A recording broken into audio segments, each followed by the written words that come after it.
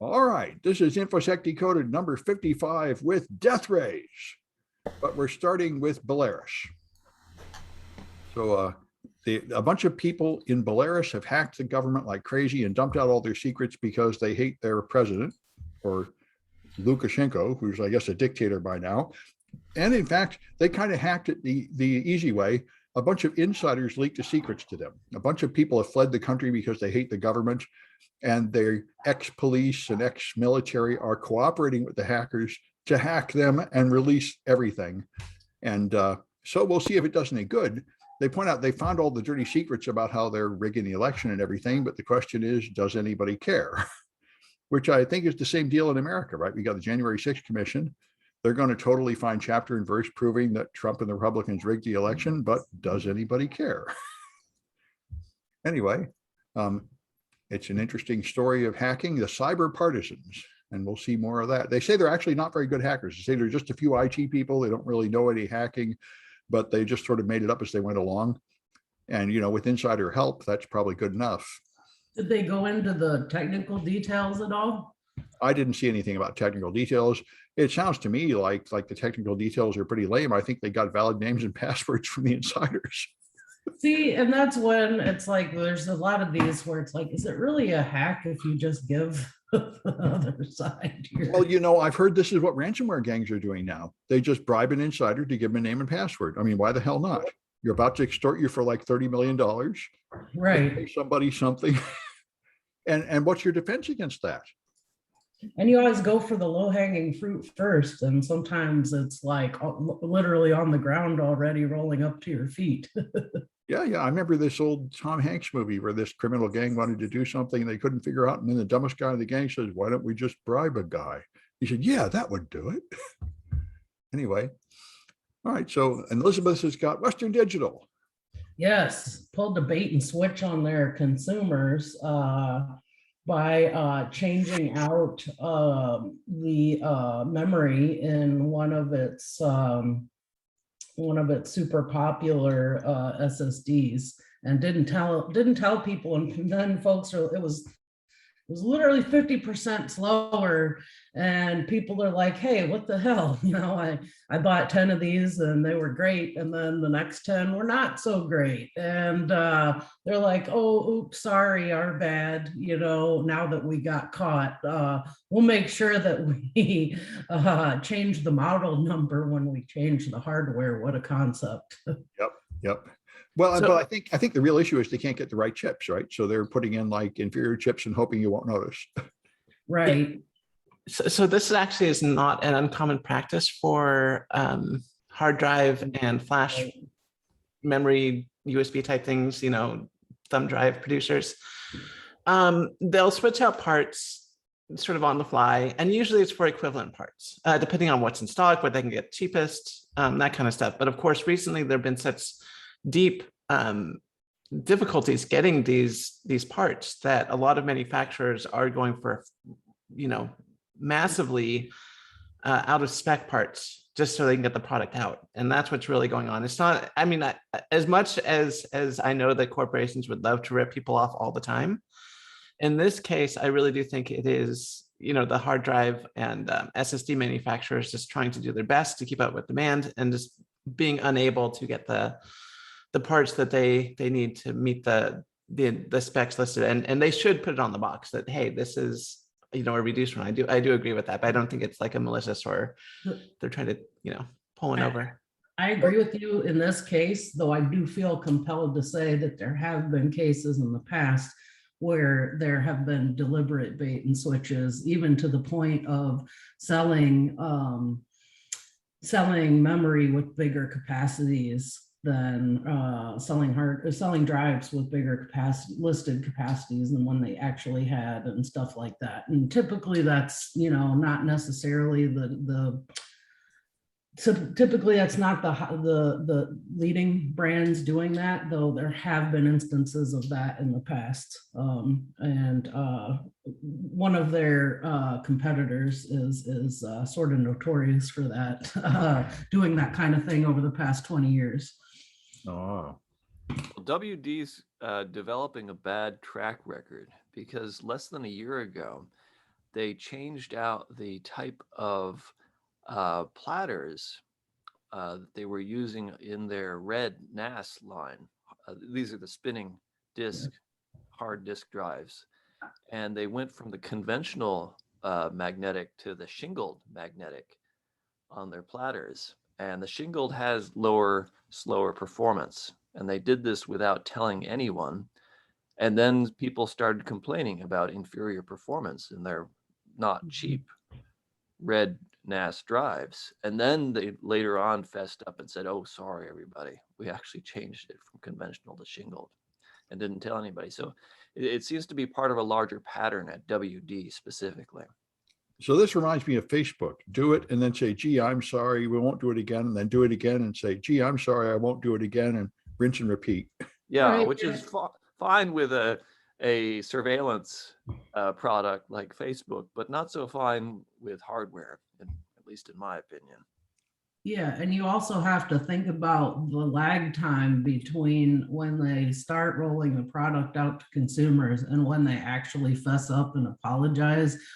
That's probably, I would estimate, a pretty good chunk of revenue in the interstitial.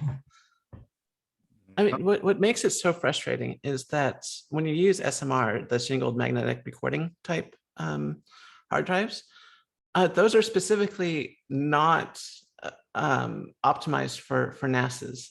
And for when WD did do that, when Western Digital sold NAS drives with SMR based platters, I mean, that was just ridiculous. Why would you do that?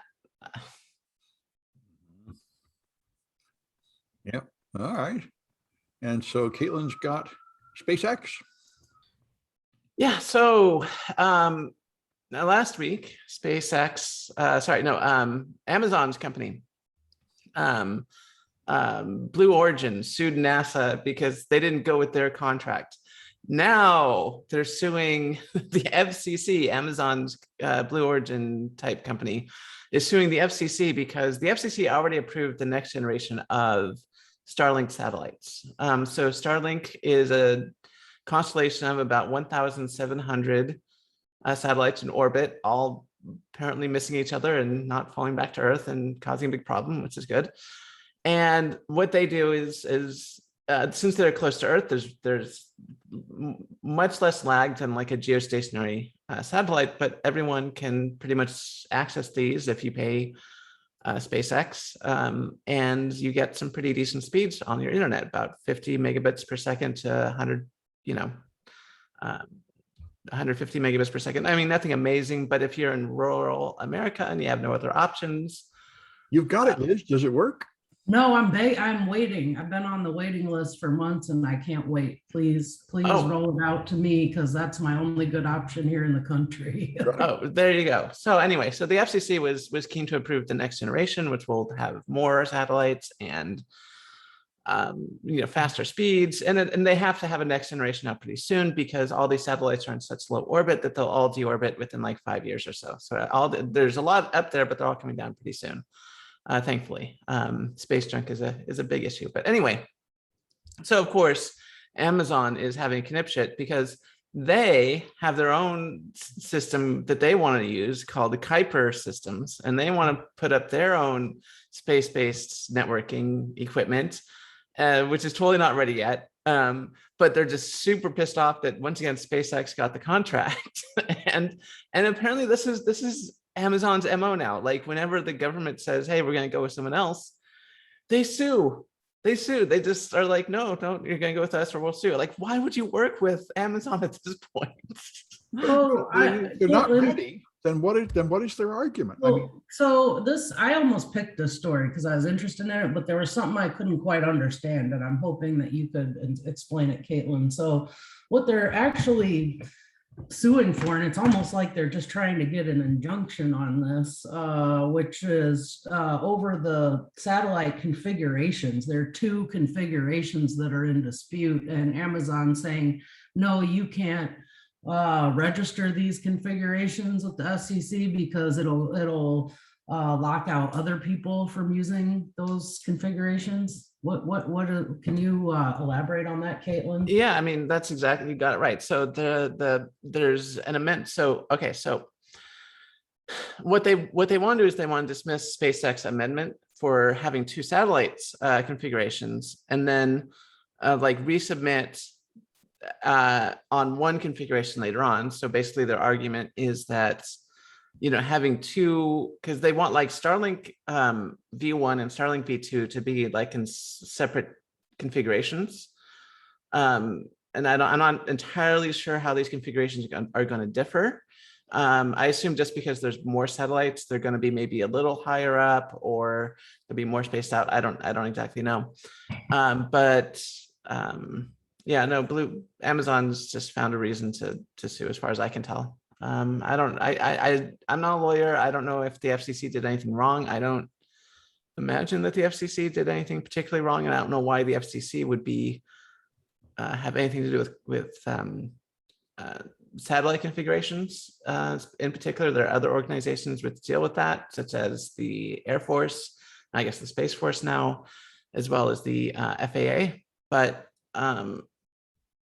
whatever, they're just suing. Is the problem like when I hear the dispute is over two configurations, is the problem that it's going to is it like a dispute over a parking space where only one car can occupy the spot, and that's why it's an issue? I mean, I assume that's why SpaceX, or that's why Blue, or I should say Kuiper Systems, Amazon is suing, that it's unfair competition, that they would have two, so far in advance already announced. It's not uncommon for one company or one agency to have multiple satellites or even multiple constellations in orbit. But yeah, we'll see how this goes. As far as I can tell, this is just Amazon's MO at the moment, which is just sue until you get the contract, or sue until your big competition is not going to get the contracts anymore, which I think is going to have the opposite effect. I don't think anyone is going to want to work with Amazon moving forward. So no, but you could stall by this move. You could stall the competition's progress while you make more progress on your own competing product. Yeah, that's what I'm thinking. It's a shady move, and I think a lot of this comes down to AWS, where Amazon got so used to being the go-to solution for government, and a bunch of agencies for their cloud. They just kind of assumed that from now on, like, Amazon is who you're going to go to if you want cloud services, or you want some big government contract, or you want to roll out some big thing. And I think that Amazon is just like, what, you're going to go with someone else? No, we're not going to have that. And it's ridiculous. I just want somebody to get it going, because being under 30 minutes from San Francisco and not able to get high-speed internet is totally insane. Yep. All right. Well, Irvin's got 10-digit dialing. Yes, starting October 24th. In certain area codes, you're going to have to dial the whole thing, including area code. Which we've had to do in San Francisco for like years. But now it's going nationwide. Yeah, well, I think that's because there are too many people. Because they let in all those immigrants. See, that's the problem. Sure, that's the problem. Yeah. They let them have phones. Who told them to have phones? No. Yeah. If Trump was in there, he would build a wall, and we wouldn't have all these immigrants, and they wouldn't need to do this. and every kid has like 2-3 cell phones. But hey, it's the immigrants. It must be. Yeah. But anyway, yeah, you're gonna have to start dialing 10 digits in order to get to people now. Yeah. Guys are going to add more numbers to it. It's just like IPv4. Exactly. It's just like IPv4. Yep. Dialing an IPv6 address to reach somebody. Oh no, I'm good. That would be no fun. Yeah, that would not be any fun. When's this rollout happening? October 24th. Dang, okay, that's pretty soon. Yep, it's coming up. I remember when I was a kid, it was party lines. You could just pick up the phone and listen to your neighbor talking. You didn't have to dial anybody. Life was simple then. Anyway. So is this gonna be everywhere? Right now they have a couple listed. Yeah, they do have it in quite the number of states, and what area codes will be affected. My thinking is it's just going to keep growing. Yeah. Yeah. Well, it's gonna be a pain for somebody who still uses a rotary phone. Yeah, But at some point, we'll take it up to 11 anyway. yeah. Mhm. All right. So, and Alan has the data brokers. Yes, this is a big story out of Vice Motherboard Yeah. about Team Kumri, which I had always thought of as a rather small player in the world of threat intelligence. Mm-hmm. But as it turns out, they have struck some deals with some really big ISPs, like tier 2, tier 1 ISPs to get NetFlow data. NetFlow data is, you can think of it as like the metadata on internet traffic. It's not necessarily the contents of the traffic, but it is identifying information like one IP address to another IP address, that sort of thing. And so this is a really, really big deal because this is a private company, a small private company that has somehow struck deals with multiple ISPs and is selling this NetFlow information on to its own customers. And those customers can include governments. So this is a kind of a Wild West unregulated area of internet activity and cybersecurity activity. And it's attracted some interest, including from Senator Ron Wyden, Senator of Oregon, who has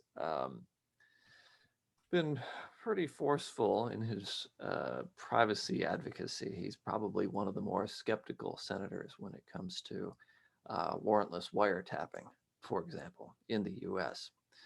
But this is a developing story, really, because although this is a well-researched article and it's certainly big news, we don't get any specifics on particular instances of when this NetFlow data has been used and by whom. But the fact that it's happening in the first place and under these circumstances is, well, alarming in some ways. I don't think that's too strong a word to use here, especially from such a small little company that I hadn't really thought much of previously. Yeah. This reminds me of the first report of the NSA's wiretapping that eventually led to Snowden. There was a report from a guy named Klein in San Francisco talking about how we installed a special tap on the fiber optic lines, and it sort of ballooned from there. Yeah, that special room in that Yeah. AT&T building on, was it Brannan or? Yeah. Yeah. Yes. I mean, and now I see that Team Kimru, they trade threat intelligence for access to NetFlow. Yes, that's So right. That sounds almost like extortion. Well, yeah, but they're trading that with the ISPs. I know. Yeah, that's the weird part. But then they're also selling it on. You see, it's a nice network you have there. It would be a shame if something happened to it. Right. Yeah. Yeah. Well, all right. That's a good one. All right. And so Apple is finally going to let people sell stuff outside the store, which is going to undercut their 30% commission. This is like, I think Apple's gotten the message over the last year that they really have to knock it off at the 30% commission. Everybody is like, that's outrageous. That's clearly abuse of monopoly power, and we won't let you do it. And so they're relaxing it a little bit. So now, remember, I think the first one that got this was, I think it was Kindle, Amazon. I remember when you first installed the Kindle app, you could buy the book directly from Amazon by clicking a link. It would take you to the Amazon page, and Apple made them take that off. They say, oh no, they have to buy all books through the Apple store and pay us the 30% commission if they're using an iPhone. And anyway, this, I think, is a big step forward of Apple releasing some of their abusive monopoly power over the App Store, which may lower the pressure of breaking Apple up, which I hear a lot of people on the left talk about. they say it's not right for them to own the store and the device. Those should be two separate companies. I wonder, part of their model with walled garden model has been that the apps that go into the app store have to go undergo pretty rigorous vetting, especially in terms of security. And I wonder how this change is going to affect the security of the iOS applications that are sold outside of the app store. Well, this, of course, doesn't mean you can get apps outside the store. It just, you can put a link in your app that goes outside the store, which that does. But yeah, that's been Apple's defense. Oh, in order to protect your security, we need a 30% commission. And people are saying, wait, how does that work? How does it cost you that much to like run the app through a Bowne scanner first? Right. Yeah. It's sort of like, think of the children and let us do this. Well, think of security. Therefore, we're allowed to do anything. Anyway. All right. And Liz has got drones delivering coffee. That sounds pretty good. Doesn't it though? Yeah. We need this here. I wouldn't mind having this here in the Bay Area. It's actually a subsidiary of Alphabet, and they've been trying this out in some small town in Australia, and they're in there with their pilot program. They said that they delivered 10,000 cups of coffee and 1,200 roast chickens in the last year, and it's pretty interesting the way that they're pioneering this program. And they're not the only ones. I guess UPS and Amazon and Uber have been working on it, and it is pretty interesting. It makes me wonder how much it could ease traffic congestion and carbon emissions and stuff. Traffic congestion.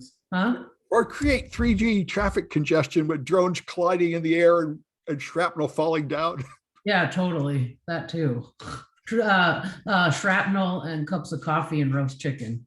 Yeah, when I was a kid, I watched TV and I waited for my flying car and I never got it. And I waited for the Roadrunners Acme, where you put the thing in the mailbox and poof, your dynamite appears. And we're almost there.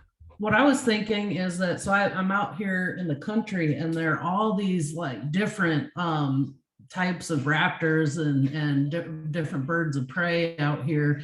And I made me wonder, if this drone is flying through the air with a roast chicken, how's that gonna work out when it encounters an eagle or a falcon midair?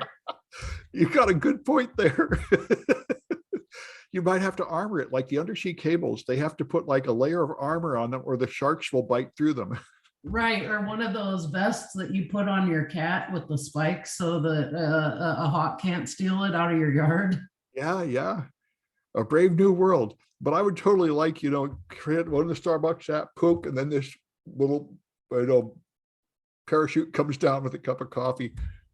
I used the 2-hour delivery when I was at Hope. I forgot my microphone, so I ordered a thing and did 2-hour delivery, and it totally came. That was awesome. Yeah, I did that to get a hard drive at DEF CON one year. It was pretty great. Yeah, it is. Anyway, I'm looking forward to it. All right. So, and then Kaitlyn has the death rays. Yes, death rays in the news again. Thank God we live in a world with death rays. So Forbes has...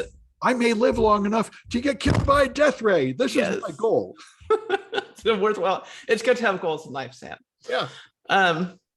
So the U.S. Air Force, Forbes has an article written by I'm going to mispronounce his name, Vikram Mittal. So Forbes has this article talking about what the Air Force is predicting by 2060. So the Air Force recently had a symposium of some sort, and they had a bunch of experts come and try to figure out where things are going to go in the near future. And there were a few major talking points. First, of course, were lasers, deadly lasers. We're going to have a lot of those. Those are always fun. Basically, you just burn a target until they explode, and with a giant laser. Those are going to become more popular. They're going to go up into space. We all kind of knew that.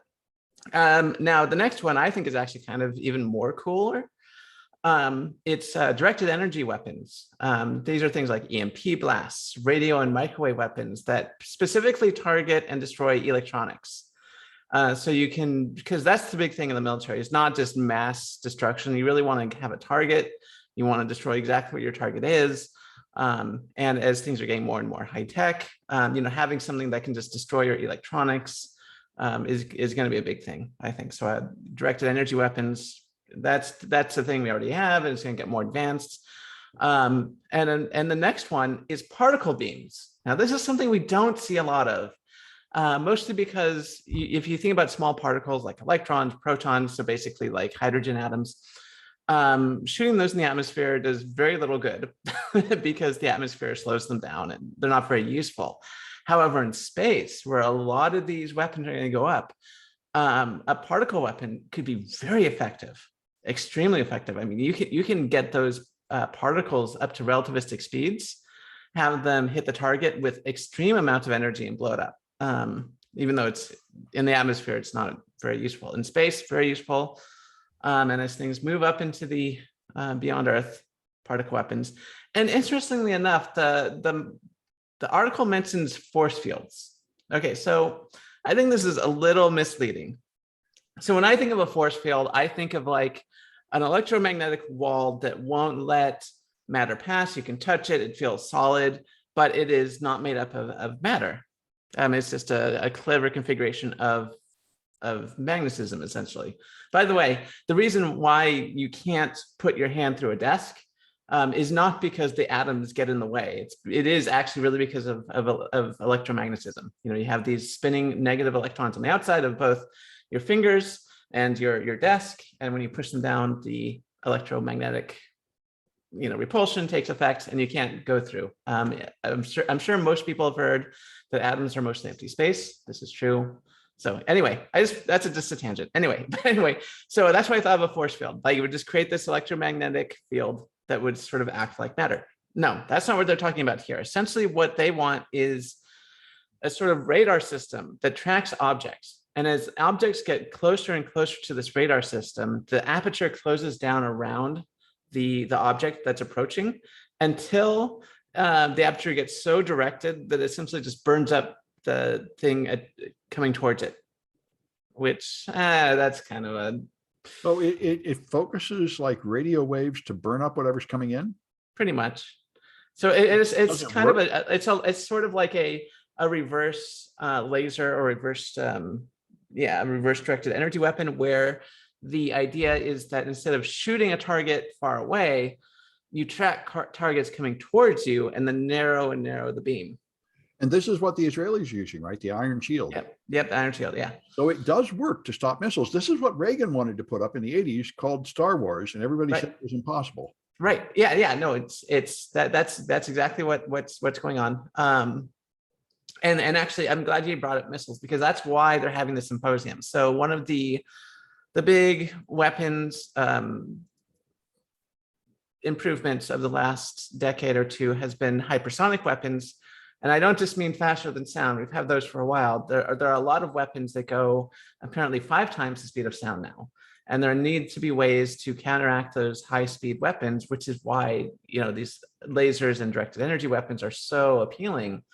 Because when you're moving that fast, having something that can defend you at the speed of light is, would be very helpful. So that was what Reagan wanted. Yeah. Yep. Although I will say that once we get offensive weapons that move at the speed of light, defenses will be very difficult because just by the law of special relativity, no one's going to know they're coming. You'll have no warning, no possible way of knowing that a beam at the speed of light will come in towards your city. So yeah, and I've always felt like even in a simpler way, as soon as we have drones the size of mosquitoes that carry 1 drop of poison, there's no possible defense against that, really. It's tied in an airtight room. Yeah, I mean, there's probably some defenses. You can get some very advanced. You could. I'm thinking there's some ways to defend against that, but there's no way to really predict when something moving towards the speed of light is just. Yeah. The universe will conspire against that. Yeah. All right. All right. And so Irvin's got the fappening, I think, right? Someone went in iCloud and stole the nude photos again. Right, the fappening part, who knows how many now. Yeah. So this guy, he pled guilty to felony charges after breaking into thousands of iCloud accounts. He did not use any high-tech way of getting into iCloud. It was all social engineering. Phishing, right? Yep, it was all phishing using social engineering tactics with Gmail addresses like Apple Backup iCloud and Backup Agent iCloud and other ways of just social engineering his victims to getting the iCloud access and then downloading pictures. Yeah. And so it's nice that they caught him, but I imagine this goes on all the time. I imagine that's happening all the time as well. Yeah. All right. And Alan's got bright data. Yes, this is a follow-up to a story I first talked about in July, in which there were allegations that the Philippine government was targeting human rights organizations with distributed denial of service attacks. And the Swedish organization that published these allegations, Corium, has followed that up with another report with more specific information, particularly of how these DDoS attacks are being perpetrated against a human rights umbrella organization called Karapatan. This is a Philippines specific human rights organization, a domestic human rights organization. And so Corium has this very extensive report about how these attacks are being conducted. And it appears that while the attacks themselves are not incredibly sophisticated, these are your average web flood attacks against the Karapatan website. They have detailed information that does appear to link an Israeli firm called Bright Data. And this is new information here. In the past, it was thought of as more of a domestic, homegrown, just in Philippines campaign, but it appears that this Israeli company, Bright Data, which I'd never heard of before, has a pretty heavy hand in this and is at least responsible for some of the infrastructure, and probably a lot of the know-how in executing these DDoSes. What Corium is alleging is that this attack uses about 30,000 different bots and of differing types. Some of them are Tor exit nodes. Some are compromised MikroTik routers. Some are SCADA devices. And all these attacks are coming from different ASNs around the world, some in the Philippines, but also a lot from Indonesia and Russia and Ukraine. So this is clearly a well-coordinated international style attack.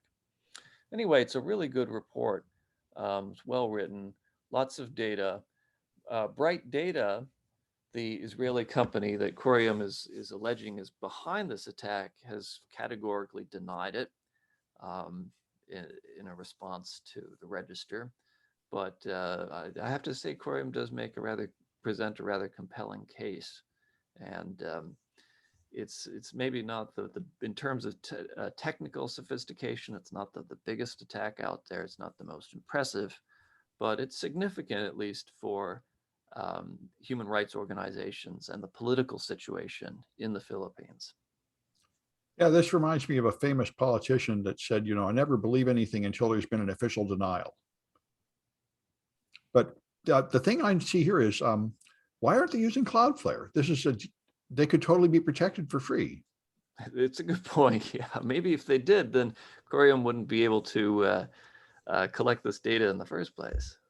I mean, I remember I gave this talk years ago about DDoS attacks, and I said, well, my talk is obsolete because you just use Cloudflare. None of this will hurt you anymore. Yeah, and I don't know if this has actually resulted in Carpeton being knocked off of the internet. You know, it's not, I don't know if the website's inaccessible, if it's actually suffered any downtime. Yeah. All right. Yeah, DDoS is still around, strangely enough. All right. And so anyway, I thought this is awesome. You know, Tesla moved to Texas because he didn't like his factory in Fremont getting shut down for COVID restrictions. And in Texas, they'll never give you any trouble about COVID. And people said, well, now that you move down there, the electricity is no good. You'll be sorry. So he wants to become the electricity provider in Texas. He's building tons of batteries. Is I can fix your electricity problem, which he probably can. This sounds like a pretty good idea. I'd trust him a lot more than the idiots currently running the electricity in Texas, who seem to be a total clown store. So anyway, we'll see what comes of this, but I think he's showing correct thinking out of the box here, a good solution. Anyway, and Liz has got a robbery crew that used an Apple Watch. Yeah, this was kind of interesting. This band of thieves targeted a band of drug dealers and drug runners technically, and managed to steal $500,000 from the drug runners. And I thought this was pretty interesting, by the way that they did it. The ringleader bought an Apple Watch and linked it to his own AT&T account, not the smartest move there. And then put that watch under the bumper of a car from the guy that they wanted to rob and used it to track his location, which I thought was pretty darn clever.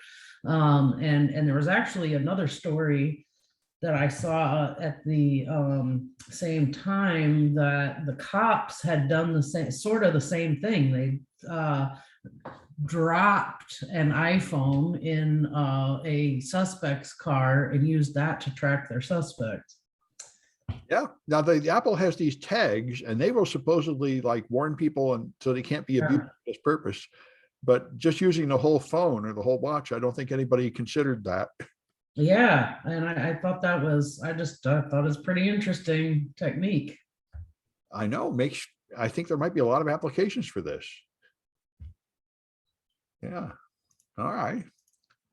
And so then I've got, let's see, Kaitlyn's got, oh yeah, the tower that's sinking in San Francisco, the Millennium Tower. Yes. Okay. So The Guardian has an article. Let's see, this is written by Danny Anguiano over at The Guardian.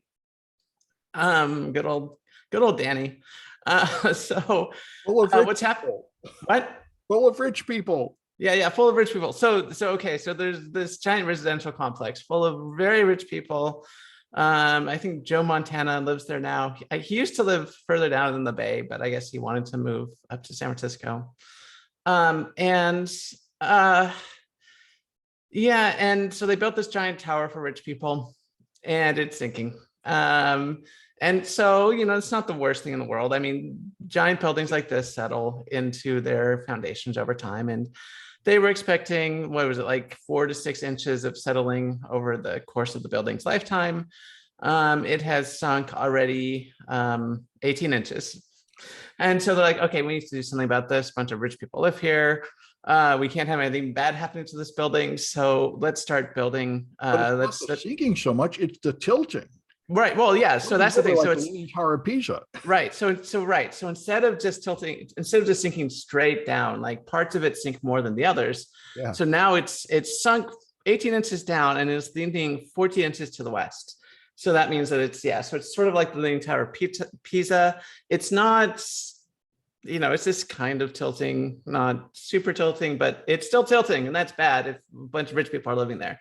Well, if it fell down, it would cause a lot of problems.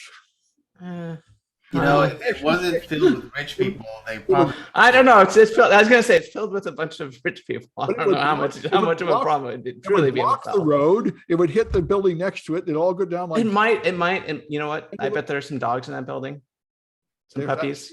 Yeah. We don't want anything bad to happen to the puppies. So, okay. So what can we do?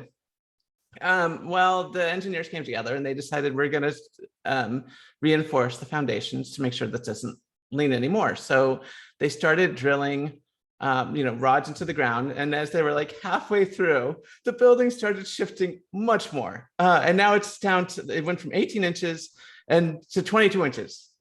And so what that tells the engineers is that they have no idea what's causing the building to shift as much as it does. And any repairs that they want to do is apparently like on hold because they don't know what's going on. And so this poor building is teetering and all the rich people are scared, and it's fun to watch. Good drama. I mean, one thing that's always made me wonder is how that part of San Francisco is all built on top of landfill, and there's like shipwrecks under there and all kinds of stuff.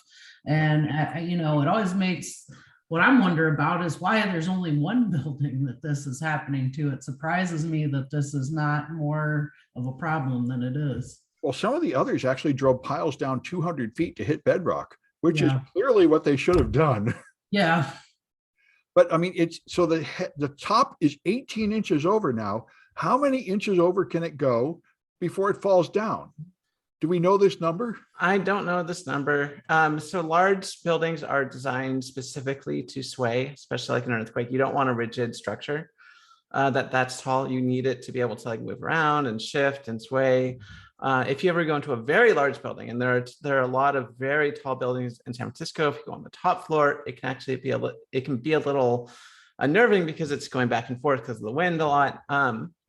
So I imagine the number is much higher than you would imagine. But it's still not good to have it permanently leaning, because if it starts leaning too far over, if there's an earthquake, it doesn't have much more further it can kind of sway, and that could cause some structural damage and be unfit for living.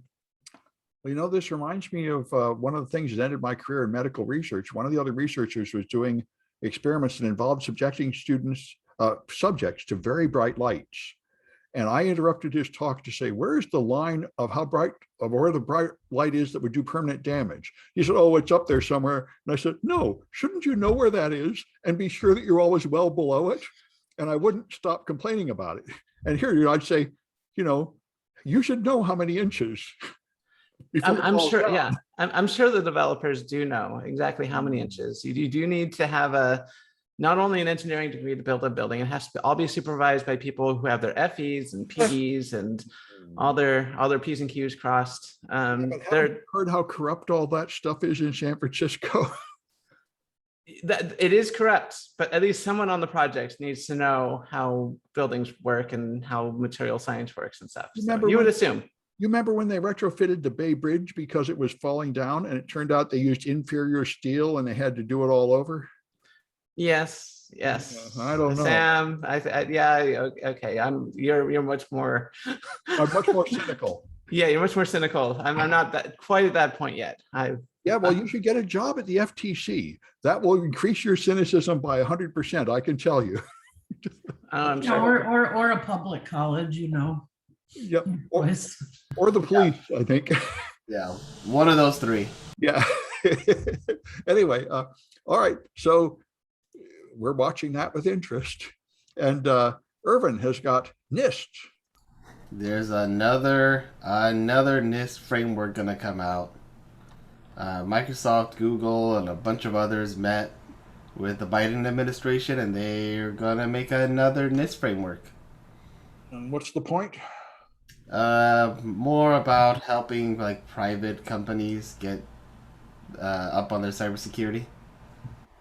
So I guess it's just like another compliance standard that hopefully people will adhere to. Yep. Well, that might be good. It might be good. We already have a bunch of them, but okay, sure. Let's throw in another. Well, yeah, that's true. All right. And Alan's got the turnover crisis. Yeah, Microsoft and its subsidiary LinkedIn has a big report on how there's going to be a crisis in people wanting to quit their jobs.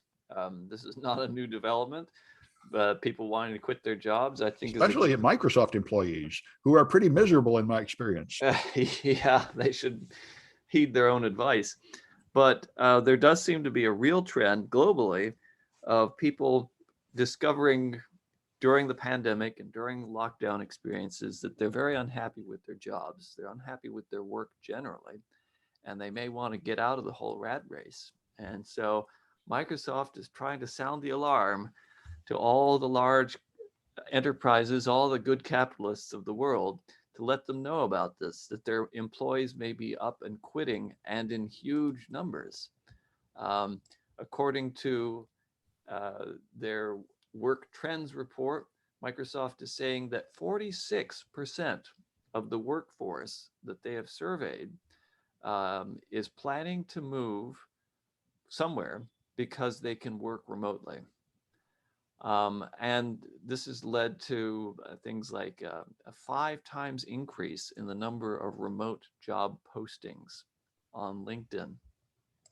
Now, this is not a representative sample of the whole world and of all workers, all laborers out there. This is a very small subset of the white collar office job type workers of the world.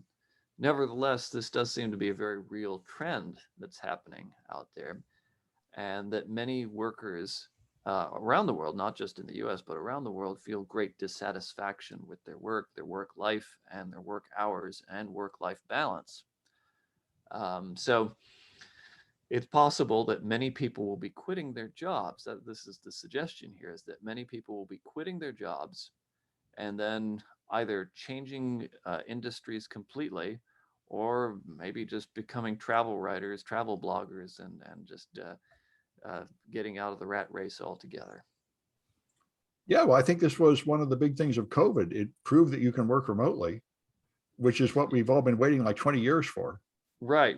But it's not simply the fact that people can work remotely. It seems to have triggered more deeper responses in a lot of people, and greater self-reflection and desire for change in people's lives. People are unhappy about remote work too, it should be said, even though it's very popular among some. And I think a lot of people will insist on working remotely. And there will be a lot of pushback from a lot of employers too, who will insist on bringing their employees back into the office, at least part-time in a hybrid model. It does seem that there's real dissatisfaction with work, and this will result in a lot of people quitting or changing jobs. Well, in the grand scheme of things, why do people have jobs anyway? They didn't used to.